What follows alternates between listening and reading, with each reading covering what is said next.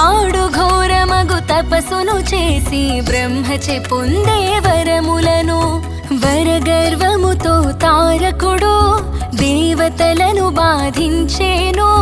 దేవతలంతా బ్రహ్మను చేరి కాపాడమని వేడే.